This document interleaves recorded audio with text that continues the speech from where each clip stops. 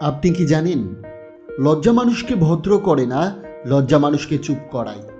আর যে মানুষ চুপ করে সহ্য করতে শেখে সে এক সময় নিজের অধিকার ভুলে যায়, নিজের স্বপ্ন ভুলে যায় এবং ধীরে ধীরে দুর্বল হয়ে পড়ে।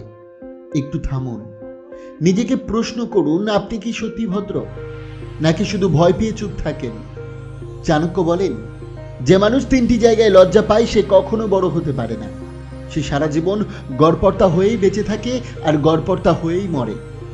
আজ আমি বলবো সেই তিনটি ভয়ঙ্কর জায়গার কথা, যেখানে লজ্জা মানে নিজের সম্মান বিক্রি করা, নিজের ভবিষ্যৎ নষ্ট করা আর নিজের শক্তিকে কবর দেওয়া। এই ভিডিওটা শেষ পর্যন্ত দেখুন, কারণ তৃতীয় কথাটি 90% মানুষ শুনতে পারবে না, হজম করা তো দূরের কথা। যদি সাহস থাকে তাহলে শেষ পর্যন্ত থাকুন। ভিডিওটি শুরু করছি ছোট্ট একটি গল্প দিয়ে, মন দিয়ে শুনুন। একটা ছোট্ট গ্রামের ছেলে, নাম ছিল তার অরুণ। অরুণ গরিব ছিল না শুধু, সে ছিল অসাধারণ মেধাবী। বই খুললে বুঝতো, কথা শুনলেই ধরতে পারত।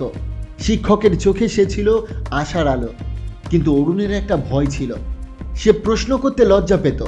কিছু না বুঝলেও মাথা নিচু করে থাকত। সে সুযোগ চাইতে লজ্জা পেত, নিজের যোগ্যতা থাকা সত্ত্বেও নিজেকে সামনে আনতে পারত না। আর সবচেয়ে ভয়ঙ্কর, সে নিজের অধিকার দাবি করতে লজ্জা পেত, কারণ তাকে শেখানো হয়েছিল চুপ থাকাই ভদ্রতা। অরুণের পাশেই ছিল আরেকজন, তার মেধা গড়পড়তা, তার জ্ঞান সীমিত, কিন্তু তার একটা শক্তি ছিল, সে লজ্জা পেত না। সে প্রশ্ন করত, ভুল হলেও মুখ খুলতো, সুযোগ চাইত। নিজের জায়গাটা সে নিজেই তৈরি করত। আজ বছর কেটে গেছে, একজন এখন সিদ্ধান্ত নেয়, আরেকজন শুধু মেনে নেয়। আজ কে বড়, কে সম্মান পায়, কে সামনে বসে আর কে পেছনে দাঁড়িয়ে থাকে, উত্তরটা আপনি আগেই জানেন। চাণক্য ঠিক এই কারণেই বলেছিলেন, যে মানুষ যেখানে মুখ খোলা দরকার সেখানে লজ্জা পায়, তার ভাগ্যও সারা জীবন চুপ করে থাকে। তাই সর্বপ্রথম জ্ঞান অর্জনে লজ্জা পাবেন না। চাণক্য তার নীতিতে স্পষ্ট করে বলেন, যে মানুষ না জানার লজ্জায় প্রশ্ন করে না, সে আজ নয় সারা জীবনই অজ্ঞান থেকে যায়। একটু নিজের ভিতরে তাকান, আপনি কি কখনো ভেবেছেন লোকে কি বলবে? আমাকে বোকা ভাববে না তো? এখন প্রশ্ন করলে সবাই হাসবে না তো? এই ভয়টাই আপনাকে থামিয়ে রাখে। কিন্তু একটা কঠিন সত্য কথা শুনে রাখুন, প্রশ্ন না করলে আপনি বোকাই থেকে যাবেন, লোকের সামনে নয়, নিজের ভবিষ্যতের সামনে। যে মানুষ জ্ঞান চাইতে লজ্জা পায়, তার ক্যারিয়ার মাঝপথেই আটকে যায়, তার সিদ্ধান্ত বারবার ভুল হয়, আর চালাক মানুষ তাকে সহজেই ব্যবহার করে। কারণ অজ্ঞান মানুষ সবচেয়ে সস্তা অস্ত্র। মনে রাখবেন, এখানে লজ্জা নয়, এখানে দরকার ক্ষুধা, জানার ক্ষুধা, বুঝে ওঠার ক্ষুধা, নিজেকে শক্ত করার ক্ষুধা। যে মানুষ ক্ষুধার্ত সে প্রশ্ন করে, আর যে মানুষ প্রশ্ন করে সে একদিন নেতৃত্ব দেয়। দ্বিতীয়, নিজের প্রাপ্য চাইতে লজ্জা পাওয়া উচিত নয়। চাণক্য খুব পরিষ্কার করে বলেছিলেন, যে নিজের প্রাপ্য নিজে দাবি করে না, তার প্রাপ্য কেউ কখনো দেয় না। এই কথাটা মিষ্টি না, কিন্তু এটা শতভাগ সত্য। অনেকেই নিজেকে বোঝায়, না না আমি বললে খারাপ লাগবে, ওরা বুঝে নেবে, সময় এলে নিজে থেকেই দেবে। কিন্তু বাস্তবটা শুনে রাখুন, এই পৃথিবী বোঝে না, এই পৃথিবী ভাবনায় চলে না। এই পৃথিবী দেখে, কে চায়, কে সাহস করে মুখ খোলে। সুযোগ চাইতে লজ্জা, টাকা চাইতে লজ্জা, নিজের পরিশ্রমে ন্যায্য দাম চাইতে লজ্জা। এই লজ্জাই ধীরে ধীরে আপনাকে শেখায় কমে সন্তুষ্ট থাকতে, পেছনের সারিতে দাঁড়াতে, আর অন্যের স্বপ্ন পূরণ করতে।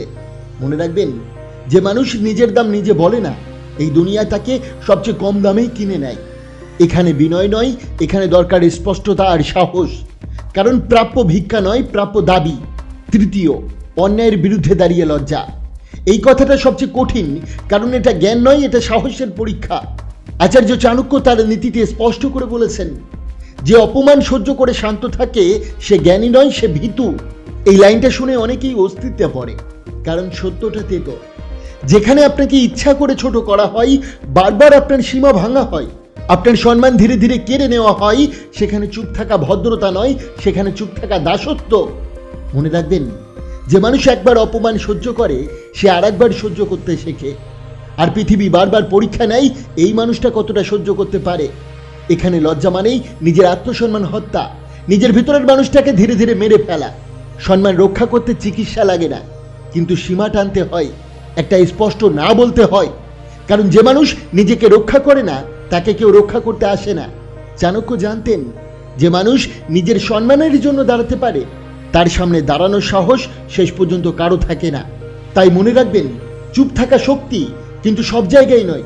চুপ থাকা তখনই শক্তি যখন সেটা কৌশল, যখন আপনি কথা না বলে পরিস্থিতি বুঝে নিচ্ছেন, মানুষ চিনে নিচ্ছেন, সময়কে কাজ করতে দিচ্ছেন।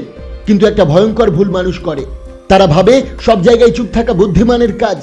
না, জ্ঞান, সুযোগ, আত্মসম্মান, এই 3 জায়গায় চুপ থাকা মানে ধৈর্য নয়, বুদ্ধিমত্তা নয়, নিজের কবর নিজে খোঁড়া। যেখানে প্রশ্ন দরকার সেখানে চুপ থাকা মানে অন্ধ থাকা। যেখানে নিজের প্রাপ্য চাইতে হয় সেখানে চুপ থাকা মানে আজীবন কমে বাঁচা। আর যেখানে সম্মান বিপন্ন সেখানে চুপ থাকা মানে নিজেকে অল্প অল্প করে মেরে ফেলা। মনে রাখবেন, নীরব মানুষ ভয়ঙ্কর হয় তখনই যখন সে জানে কোথায় চুপ থাকতে হবে আর কোথায় বজ্রের মতো কথা বলতে হবে। এটাই সাইলেন্স পাওয়ার। শব্দের অভাব নয়, সঠিক সময়ে শব্দ ব্যবহার করার ক্ষমতা। লজ্জা ভালো, কিন্তু ভুল জায়গায় নয়। চাণক্য বলেছিলেন, যে মানুষ জানে কোথায় চুপ থাকতে হয় আর কোথায় দাঁত দেখাতে হয়, ভবিষ্যৎটা তারই তৈরি হয়।